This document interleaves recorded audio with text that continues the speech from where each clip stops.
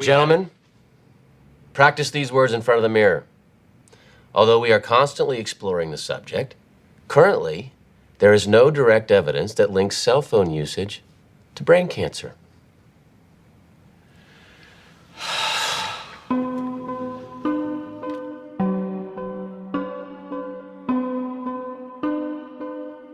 I'm Sharon Goldberg. I'm an internal medicine physician. I've practiced medicine for 21 years, and my background is mostly academic, internal medicine, hospital-based, clinical research, and medical education. I'm a certified Microsoft small business specialist. I worked on space station designing the cabling system for the airlock module, where I was responsible for EMI, EMC analysis, which is electromagnetic interference, electromagnetic compatibility. I am a professor in the Department of Epidemiology, Biostatistics, and Occupational Health, and I teach there both toxicology and health effects of electromagnetic radiation. My name is Dafna Tachover, and I'm the founder of an organization called We Are the Evidence. We are an organization that represents the many adults and unfortunately many children who have become very sick from wireless technology radiation. There seems to be a couple false Easter eggs being put out there right now. I want to make sure we dispel that right off the gate.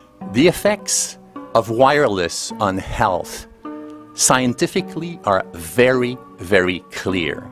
So it's always pushed back to the definition of an acceptable level of radiation. And that's what this is, by the way. This is about radiation. Wireless radiation has biological effects, period. My name is Dr. Angie Kolbeck. I've been reviewing the studies showing the impacts of wireless radiation on our health, and there are now thousands of studies showing the following adverse health impacts to wireless radiation: cancer, oxidative damage, DNA damage, DNA failure. Things like memory, dizziness, anxiety, brain fog. Headaches, nosebleeds, cognitive problem, exhaustion. We have evidence of DNA damage, cardiomyopathy, which is the precursor of congestive heart failure. Short and long-term memory loss, decreased attention spans, lower reaction times, even involuntary contractions of muscles causing misalignments of spines and jaws. Breast cancer. We suddenly have breast cancer in women who have no DNA predisposition. Disrupted immune function and change in stress proteins, reproductive and fertility effects. There are dozens and dozens of studies that show beyond any doubt what this radiation is doing to our sperm. Now, if you take the cell phone out of your pocket, the sperm will recuperate within 3 to 4 months. What would not recuperate would be the damage to the DNA of the sperm. That is irreparable. The wife of the ex-governor of Indiana was diagnosed with glioblastoma.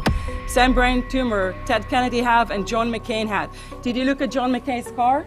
This is a cell phone brain tumor. LeBron James, one of our sports people, had a salivary gland tumor.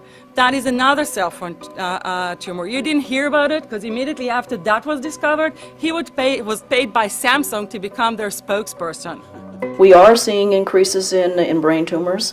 We're seeing increases in Alzheimer's. We're seeing increases in all of the neurotransmitter diseases, ALS, Lou Gehrig's disease, Parkinson's. These are all disease systems that are known to be associated with low-level energy exposures. We talk about 24/7, around-the-clock exposure, wherever you are and your whole body. You never get away from it. And it seems from our studies that maybe your immune system can cope with for a time, but it will deteriorate.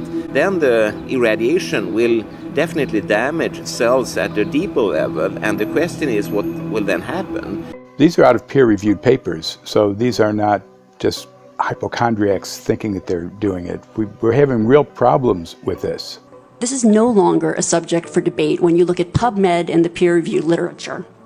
These effects are seen in all life forms: plants, animals, insects, microbes. So 5G is not a conversation about whether or not these biological effects exist. They clearly do. There is scientifically evidence that is so strong that you can be certain that the standards used by the SCC to manage health effects are wrong.